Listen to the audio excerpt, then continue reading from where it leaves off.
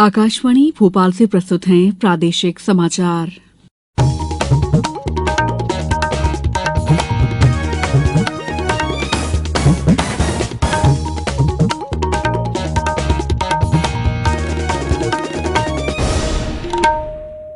नमस्कार, समाचारों के साथ मैं दीपा सिंह। सबसे पहले मुख्य समाचार। प्रधानमंत्री ने कहा कि नई शिक्षा नीति भारतीय मूल्यों के संवर्धन पर जोर देती है। प्रदेश में अब शिक्षकों को दूसरे वर्ष में ही वेतन की 100% राशि मिलने लगेगी। केंद्र ने आज तुअर और उड़द का उत्पादन और उपभोग करने वाले प्रमुख राज्यों के साथ स्टॉक की स्थिति की समीक्षा की और प्रदेश में संचालित सभी खेल अकादमी के खिलाड़ियों को सप्ताह में एक दिन भोजन में मिलेगा मोटा अनाज। अब समाचार विस्तार से। प्रधानमंत्री नरेंद्र मोदी ने आज नवनियुक्त शिक्षकों को नियुक्ति पत्र प्रदान करने के लिए आयोजित कार्यक्रम के लिए भेजे गए अपने वीडियो संदेश में कहा कि नई शिक्षा नीति भारतीय मूल्यों के संवर्धन पर जोर देती है। मध्य प्रदेश में व्यापक तौर पर शिक्षकों की भर्ती की गई है। इन्हीं प्रयासों का परिणाम है कि मध्य प्रदेश शिक्षा सर्वे में देश में 17वें स्थान से छलांग लगाकर 5वें स्थान पर आ गया है। प्रधानमंत्री ने कहा कि आजादी के अमृतकाल में देश में बड़े लक्ष्यों और नए संकल्पों को सामने रखकर कार्य किया जा रहा है। आज हर क्षेत्र में रोजगार के नए अवसर बनाए जा रहे हैं। अलग अलग क्षेत्रों में आज जिस तेज गति से अधोसंरचना निर्माण की रफ्तार है, उससे भी रोजगार की नई संभावनाएं बन रही हैं। श्री मोदी ने कहा कि इस साल के बजट में 30 स्किल इंडिया इंटरनेशनल सेंटर खोलने का निर्णय लिया गया है। इनमें युवाओं को न्यू एज टेक्नोलॉजी द्वारा ट्रेनिंग दी जाएगी। प्रदेश में अब शिक्षकों को दूसरे वर्ष में ही वेतन की 100% राशि प्राप्त होने लगेगी। इससे पहले प्रथम वर्ष 70% राशि के बाद 100% राशि प्राप्त करने के लिए लंबे समय का इंतजार करना होता था। मुख्यमंत्री शिवराज सिंह चौहान ने आज नवनियुक्त शिक्षकों को नियुक्ति पत्र प्रदान करने के लिए आयोजित कार्यक्रम में कहा कि अब ये प्रक्रिया 1 साल में पूरी हो जाएगी। इसके लिए शिक्षकों को 4 वर्ष की प्रतीक्षा नहीं करनी होगी। मुख्यमंत्री ने शिक्षकों से कहा कि यदि आपको बच्चों में सकारात्मक दिशा में बदलना है तो पहले स्वयं को बदलना होगा। स्वयं के लिए गुरु बनने का संकल्प लेंगे तो बच्चों को बनाने, मध्य प्रदेश को बनाने और भारत को बनाने में सबसे बड़ा योगदान देंगे।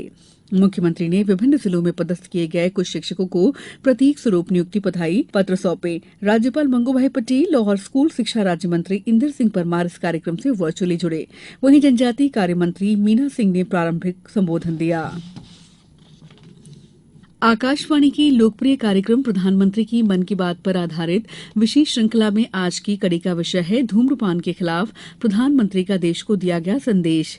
दुनिया की जानी मानी पत्रिका लेसन के एक आंकड़े के अनुसार भारत में धूम्रपान के कारण हर साल करीब 10 लाख लोगों की जान जाती है। साल 2016-17 के global adult tobacco survey of India के मुताबिक देश में 29% वयस्क तंबाकू का सेवन करते थे। जाहिर है कि ये एक सामाजिक बुराई है जिससे लोगों को दूर ही रहना चाहिए। प्रधानमंत्री मन की बात में हर बार सामाजिक मुद्दों को ही उठाते रहे हैं।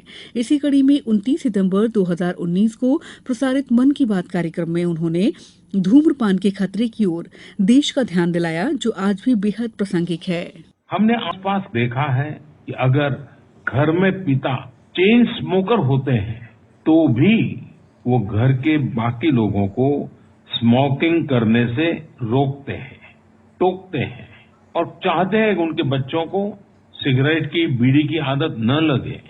उनकी यही कोशिश होती है कि परिवार का कोई भी सदस्य धूम्रपान न करे, स्मोकिंग न करे। वो जानते हैं कि स्मोकिंग से, तंबाकू से शरीर को भारी नुकसान होता है। सिगरेट के खतरे को लेकर किसी प्रकार का भ्रम नहीं है। मुख्यमंत्री शिवराज सिंह चौहान ने कहा है कि प्रदेश के इतिहास में महिला सशक्तिकरण के लिए चल रही सामाजिक क्रांति में सरकार को लाडली बहनों से अपार जन समर्थन मिल रहा है। सभी के सहयोग से हम एक नया आत्मनिर्भर मध्य प्रदेश बनाएंगे। उन्होंने कहा कि लाडली लक्ष्मी, मुख्यमंत्री कन्या विवाह, संबल योजनाओं के बाद अब लाडली बहना योजना इस दिशा में मील का पत्थर साबित होगी। मुख्यमंत्री आज शाजापुर जिले के शुजालपुर में लाडली बहना महासम्मेलन को संबोधित कर रहे थे। मुख्यमंत्री ने 118 करोड़ 68 लाख रुपए के विकास कार्यों का लोकार्पण और भूमि पूजन तथा विभिन्न योजनाओं के हितग्राहियों को हितलाभ का वितरण किया। शाजापुर जिला प्रशासन की शाजापुर जनदर्शन पुस्तिका का विमोचन भी किया गया। समाचारों में वक्त है ब्रेक का। ब्रेक के बाद समाचारों में आपका एक बार फिर स्वागत है। केंद्र ने आज तुअर और उड़द का उत्पादन और उपभोग करने वाले प्रमुख राज्यों के साथ इनके स्टॉक की समीक्षा की। पंजीकृत कंपनियों की संख्या और दिखाए गए स्टॉक की संख्या के बारे में राज्यों के साथ अलग अलग समीक्षा की गई। कुछ राज्यों में तुअर के स्टॉक की मात्रा उत्पादन और खपत की तुलना में कम पाई गई है। उपभोक्ता मामलों के विभाग के सचिव रोहित कुमार सिंह ने राज्यों को स्टॉक का सत्यापन करने और अघोषित स्टॉक पर कड़ी कार्रवाई करने के निर्देश दिए हैं। बैठक में मध्यप्रदेश सहित कई प्रदेश के वरिष्ठ अधिकारियों ने भाग लिया। बैठक के दौरान राज्यों ने सूचित किया कि वे निगरानी तेज कर रहे हैं। उन्होंने स्टॉक डिस्क्लोजर पोर्टल पर अनिवार्य पंजीकरण और स्टॉक का खुलासा सुनिश्चित रखने के लिए उनके द्वारा उठाए गए कदमों को साझा किया। खेल एवं युवा कल्याण मंत्री यशोधरा राजे सिंधिया ने अधिकारियों को निर्देशित किया है कि प्रदेश में संचालित सभी खेल अकादमी के खिलाड़ियों को सप्ताह में एक दिन मिलेट भोजन की व्यवस्था सुनिश्चित करें। उन्होंने कहा कि मिलेट फसलों को पोषण अनाज का दर्जा दिया गया है और खिलाड़ियों को पोषण से भरपूर खाना उनके खेल को निखारने में सहायक होगा।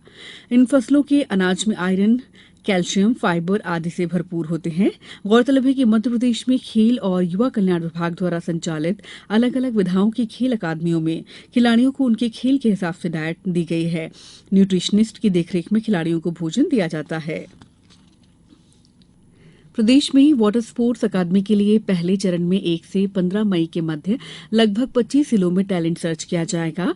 टैलेंट सर्च से जिन जिलों से ज्यादा प्रतिभावान खिलाड़ियों का चयन होगा उस आधार पर वहां फीडर सेंटर खोलने पर विचार किया जाएगा। टैलेंट सर्च के दौरान आईक्यू टेस्ट, एज कैटेगरी के अनुसार फिजिकल टेस्ट भी किया जाएगा। अब कुछ समाचार संक्षेप में। केंद्रीय इस्पात और ग्रामीण राज्य मंत्री फग्गन सिंह कुलस्ते आज नगर परिषद जैतहरी के शपथ ग्रहण और जन आभार समारोह में शामिल हुए। गुना में डॉक्टर भीमराव अम्बेडकर जयंती के अवसर पर 14 अप्रैल से 18 अप्रैल ग्राम सभाओं का आयोजन किया जाएगा। मुख्यमंत्री शिवराज सिंह चौहान कल बड़वानी जिले के निवाली नगर पहुंचकर लाडली बहना सम्मेलन में भाग लेंगे। इस दौरान मुख्यमंत्री को आजीविका मिशन की दीदियों द्वारा तैयार की गई 211 फीट की राखी बांधी जाएगी। धार जिले में विभागीय समीक्षा बैठक में प्रभारी मंत्री डॉक्टर प्रभुराम चौधरी और औद्योगिक नीति निवेश मंत्री राजवर्धन सिंह दत्तीगांव शामिल हुए।